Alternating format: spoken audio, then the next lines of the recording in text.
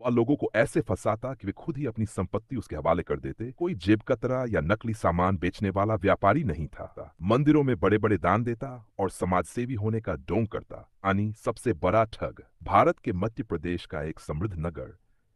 ये शहर अपने ऐतिहासिक मंदिरों, व्यावसायिक गतिविधियों और धार्मिक मेलों के लिए प्रसिद्ध था।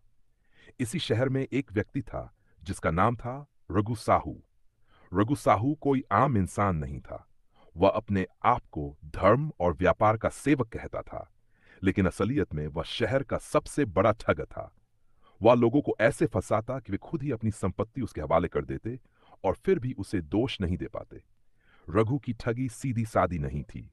वह कोई जेब कतरा या नकली सामान बेचने वाला व्यापारी नहीं था।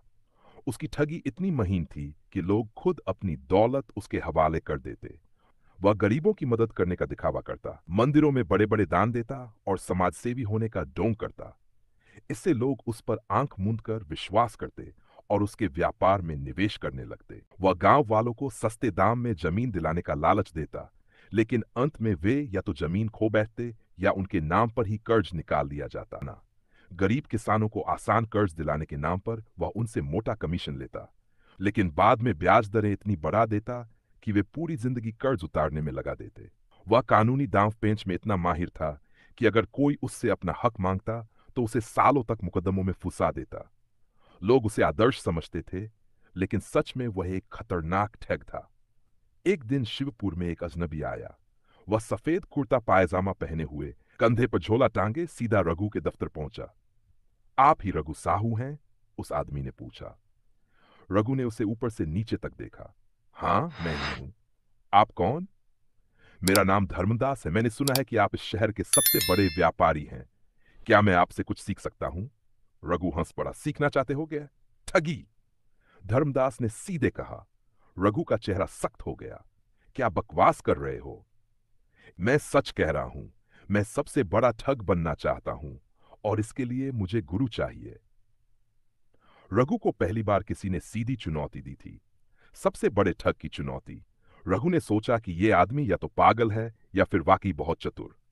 ठीक है, रघु ने कहा, अगर तुम ठगी सीखना चाहते हो तो पहले यह बताओ कि सबसे बड़ा ठग कौन है। सबसे बड़ा ठग समय है, जो इंसान को अमरता, धन और ताकत का सपना दिखाकर अंत में सब छीन लेता है। रघु यह सुनकर हंस पड़ा। बहुत अच्छी बात कही, लेकिन जब तक समय हमें ठगे उससे पहले हमें दूसरों को ठग लेना चाहिए। धर्मदास ने सिर हिलाया।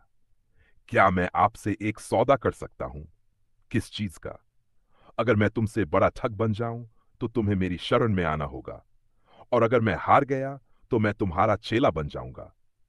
रघु ने सोचा कि यह आदमी कुछ न कुछ योजना लेकर आया है, लेकिन उसकी ठगी की कला अजेय थी। मंजूर है। अगले कुछ महीनों में धर्मदास ने शहर में अपनी जगह बनानी शुरू कर दी।